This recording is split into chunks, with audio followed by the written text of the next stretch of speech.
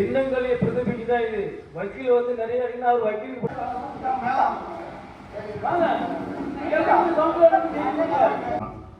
ஒரு 8 தொகுதியாவது நீங்க கேட்டு வாங்குறதுக்கு முயற்சி பண்ணணும். நீங்கள் ஒவ்வொருவரும் முயற்சி எடுத்து உங்க பகுதியில் உள்ள மெம்பராகவோ இல்ல நீங்களும் அதில் ஒரு அங்கத்தினர் போல் செயல்பட்டு மாவட்ட தலைவரையும் இந்திய தேசிய காங்கிரஸ் உள்ள சூழ்நிலைக்கு ஏற்ப இதுவரை நாம் ஒரு அடிமை முன்னவர் கூறியது போல ஒரு அடிமை தரத்தில் இருந்து நாம் விடுபட்டு புதிய ஒரு நீரோட்டமாக நமக்கு செல்வாக்கு உள்ளது. ஏற்கனவே நாம் இந்தந்த பகுதியில் வெற்றி பெற்றோம். ஆகவே இப்போதிலிருந்து நமது திட்டங்களை மிக கவனமாக செய்ய வேண்டும். முதலில் நமக்கு வெற்றி வாய்ப்பு உள்ள தேர்தல் என்பது வேறு. அது மேலோட்டமான பிரச்சாரம் செய்தாலே வெற்றி பெற்று விடலாம். ஆனால் உள்ளாட்சியில் ஒரு தனிநபர் போட்டி போட விரும்புறீங்க, அதாவது காங்கிரஸ் கட்சியின் சார்பாக உள்ளாட்சி தேர்தலில் யார் யார் எந்தெந்த தொகுதியில் போட்டி போட விரும்புறீங்கிறத தயவு செய்து முதலே எனக்கு ஒரு பேப்பர்ல கொடுத்துருங்க. தாவேக்கா நமக்கு இன்றைக்கு உறுதுணையாக இருக்கிறது. நம்ம கூட்டணி பார்க்கறது நம்ம ஒன்றும் சாதாரண கூட்டணி இல்லை. காங்கிரஸ், தாவேக்கா, விடுதலை சிறுத்தைகள், கம்யூனிஸ்ட் ஆக எல்லாமே நம்ம பலமாக கூட்டணியாக இருக்கணும். திமுக இன்றைக்கு தனித்து விடப்பட்டிருக்கிறது. தமிழ்நாட்டில் திமுக கூட்டணியில் யார் இருக்கான்னு சொல்லுங்க. யாராவது ஒரு கட்சி கட்சினா தனித்து விடப்பட்டிருக்கிறது திமுக. நமக்கு உடைய கெட்ட நேரம் முடிந்து விட்டது. திமுக இருந்தோம், நம்ம கெட்ட நேரம் முடிந்து விட்டது. என்னுடைய ஒரே லட்சியம் எங்கே இருந்து கோவில்பட்டி, லாத்திலம், ஓடமாதில் இருந்து ஒரு உள்ளாட்சி பிரதிநிதிகளை ஜெயிக்க வச்சு நிச்சயமாக ராகுல் காந்தி அவர்கள் கொண்டது நிப்பாட்டு. இல்லைன்னா எனக்கு கேட்கலாம், ஜெயிச்சு கண்டிப்பாக வந்து ராகுல் காந்தி அவர்கள் கொண்டது உள்ளாட்சியில் எவ்வளோ பேர் ஜெயிக்க வச்சிருக்கேன்னு நிப்பாட்டுறேன். நீங்கள் எல்லாரும் சரி, இந்த காங்கிரஸ் கட்சியை பொறுத்தவரை இது நாள் இருந்து வரை இருந்த காங்கிரஸ் வேறு, இனிமேல் இருக்க போகிற காங்கிரஸ் வேறு. கோட்டவடாத்தை பொறுத்த வரைக்கும் திரு மதன் ராஜா இருக்கிறார், அவர் வந்து ஒரு அமைச்சராக இருக்கிறார். ஆக நாம் தாவேக்கா, நம்மளது விடுதலை சிறுத்தை கட்சி, கம்யூனிஸ்ட், இன்னும் மதிமுக அடுத்து உள்ள வருது.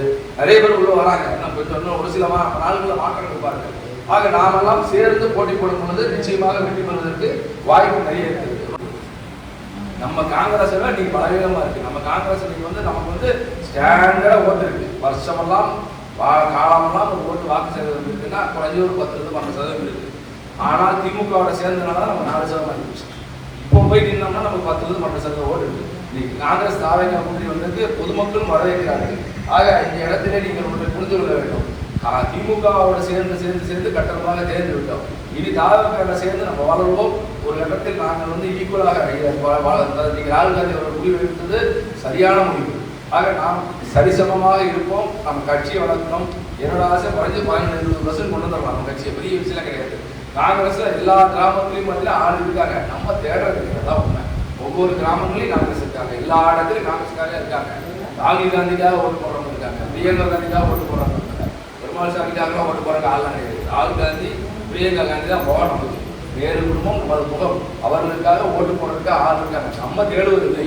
இன்றைக்கு அதோடு சேர்ந்து திரு விஜய் அவர்கள் முகம் இருக்கிறது, திருமாவளவன் முகம் இருக்குது. இந்த முகங்கள்லாம் வைக்கும் பொழுது வெற்றி நமக்கு எளிதாக இருக்கும். நாம் உழைக்க வேண்டும். நிச்சயமாக நமக்கு வெற்றி இருக்கும். ஆக வாய்ப்பை தவற விட வேண்டாம். யாரெல்லாம் ஆசைப்பட தவற. ஆக வருகின்ற 2029 எழுதி வச்சுக்கோங்க, ராகுல் காந்தி அவர்கள் தான் பிரதமராக வருவார். காங்கிரஸ் மம்தா பானர்ஜி அவர்கள் தன்னுடைய கட்சியை கலந்து விட்டு காங்கிரஸோடு இணைவதற்கு பேசிக் கொண்டிருக்கிறார். இது அடுத்த வாடகை வாயன். அவன் பேருமே சொல்றது எல்லாருமே வாடகை வாயன் தான் சொல்லணும். வாடகை வாயன் சீமானை கூப்பிட்டு காங்கிரஸ் பேச சொல்றாரு. அனிதா வந்து திமுகவுக்கும் வாடகை வாயனுக்கு என்ன சம்பந்தம்? அவனுக்கு இவர் சீர் கொண்டு போறார். என்ன சம்பந்தம்? அவர் சீமா என்ன சொன்னாங்க, கலைஞருடைய சமாதியை பேர் திரும்ப பேனா சிலையை வைக்க விடாமான்னு கலைஞர் சிலையை இது சமாதியை பேர் திரும்ப சீமான அவர் வீட்டுக்கு இவர் வந்து சீர் கொண்டு போறாங்கன்னா பார்த்து எவ்வளவு கேவலமான அரசியல் தமிழ்நாட்டில் மக்கள்கிட்ட சொல்லணும். எவ்வளவு கேவலம் தளர்ந்தாலும் அரசியல் மக்கள் தமிழ்நாட்டில் நடந்து கொண்டிருக்கிறது. இதே சபரீசன் வீட்டில் வைத்து எடப்பாடியும் உதயநிதியும் சந்தித்து பேசினார்கள். நம்ம தகுந்த வட்டாரத்தில் ஒரு தவறு.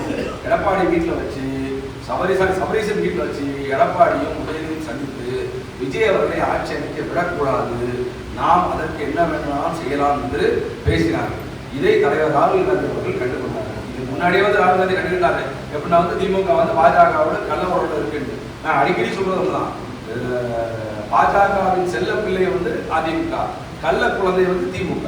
கள்ள குழந்தை ஆக இந்த இடத்துல வந்து பாத்தீங்கன்னா தலைவர் ராகுல் காந்தி தெளிவாக தெரிந்து கொண்டார். இப்போ வந்து திமுக வந்து பாஜகவை கைக்கூலியாக செயல்படுகிறது, தமிழ்நாட்டில் காங்கிரஸை வளரவிடக்கூடாது என்பதிலே திமுக மிகவும் முனைப்பாக இருக்கு. இதுல மாற்றுக்கிறதே கிடையாது. இதுல வந்து என்னன்னா வந்து போன முறை நம்ம வந்து விஜய் அவர்களோடு கூட்டணி வைக்க வேண்டும் என்று எல்லோரும் பேசினோம், எல்லோரும் முடிவு செய்தோம், எல்லாமே நெருங்கி வந்துச்சு. ஆனா கடைசி நேரத்தில் ஒரு சில திமுக கைக்கூலிகள் வந்து என்ன பண்ணாங்க, நம்ம வந்து திமுக தான் வைக்கணும். இதே இது காங்கிரஸ் கட்சி சேர்ந்த ஒன்று சொல்றாரு, 140 வருஷம் பழமையான கட்சி நம்ம காங்கிரஸ் கட்சி, நேற்று முளைத்த காரணம் வந்து நம்ம கூட்டணி வைக்கிறதா அப்படின்னு காங்கிரஸ்ல இன்னைக்கு சத்தியமூர்த்தி அவர் பேட்டியை கொடுத்தாரு. நேற்று முளைத்த காலம் என்ன பண்ணான்னு பாத்தீங்கன்னா, ஆக இன்றைக்கு நிறைய பேர் தூத்துலேருந்து பிரிஞ்சு போயிட்டாங்க, திமுக போயிட்டாங்க. அது எனக்கு உண்மையிலே சந்தோஷம். அதாவது சலிப்புல வந்து எப்படி சலிச்ச மாதிரி கழிவெல்லாம் கீழே போயிடுச்சு. இன்னைக்கு உட்கார்ந்து ஒவ்வொருத்தரும் உண்மையான காங்கிரஸ்காரர்கள். உங்கள் கால்களில் விழுந்து நான் வணங்குகிறேன், உண்மையான காங்கிரஸ்காரர்கள் எல்லாருமே. ஆக திமுக வந்து மேல பாஜக கொடுத்த அசைன்மெண்ட் என்னன்னு கேட்டீங்கன்னா, என்ன ஆனாலும் சரி நீ வந்து காங்கிரஸை வெளியே விட்டுறாத, விட்டா விஜய் கூட போய் சேர்ந்துருவான். விஜய் கூட போய் சேர்ந்தான்னா காங்கிரஸ் விஜய் கூட்டணி அமைஞ்சதுன்னா இன்னும் 2 பேர் போயிடுவான். போனான்னா விஜயோட ஆட்சி அமைக்கிறதுக்கு காங்கிரஸ் உறுதியாக இருக்குன்னு சொல்லி திமுகவுக்கு பாஜக கொடுத்த அசைன்மெண்ட் தான். நீ என்னன்னாலும் சரி அவனுக்கு கேட்கிற சீட்டை பிடிச்சி கொடுத்து நீ பண்ணிடு. ஆக நம்மளை ஒழித்து கட்டுவதற்காகவே கூட இருந்து கழுத்தெடுத்தது திமுக. நான் எதற்காக இவ்வளவு தூரம் திமுகவை எதிர்க்கிறேன் என்று சொன்னால், காங்கிரஸை ஒழிக்க வேண்டும். நீங்க அனிதாசன் பகிரங்கமாக பேட்டியை கொடுக்கிறார், காங்கிரஸை இல்லாமல் செய்து விடுவேன். அங்க தெற்க இருக்கிற காங்கிரஸ்காரங்களாம் ஒரு எனக்கே தெரியும் எத்தனை பேரை கூப்பிட்டு போன் பண்ணி கூப்பிட்டு சேர்க்கிறாரு, காங்கிரஸை இல்லாமே பண்ணிடுவாங்க. நான் இப்ப சொல்றேன், திமுகவை இல்லாம நான் பண்றேன் பார்ப்போம். நம்ம தூத்துக்குடி மாவட்டத்தை திமுகவை இல்லாம நாங்க பண்ணி காமிக்கிறோம். பல உள்ளாட்சி தேர்தல் திமுகவை இல்லாம நான் பண்ணி காமிக்கிறோம். ராகுல் காந்தி பிரதமராக வர வேண்டும், 2 டைம் ராகுல் காந்தி பிரதமராக வர வேண்டும் என்றுதான் ஓட்டு போட்டார்கள். ஸ்டாலின் யாரும் ஓட்டு போட்டாங்க. திரும்ப இவங்க சொல்றாங்க ஸ்டாலின் தான் வந்து தமிழ்நாடு இந்தியாவின் பிரதமர் தீர்மானிக்கிறார். குளத்தூர்லயே ஒரு நாள் ஜெயிக்க முடியல, இந்தியாவின் பிரதமர் குளத்தூர்லயே ஒரு நாள் ஜெயிக்க முடியல, இந்தியாவின் பிரதமர் ஜெயிக்க. ஆக ராகுல் காந்தி அவர்கள் பிரதமராக வர வேண்டும் என்று தீர்மானித்த யாரு? தமிழ்நாடு மக்கள் தான் தீர்மானிக்கிறார்.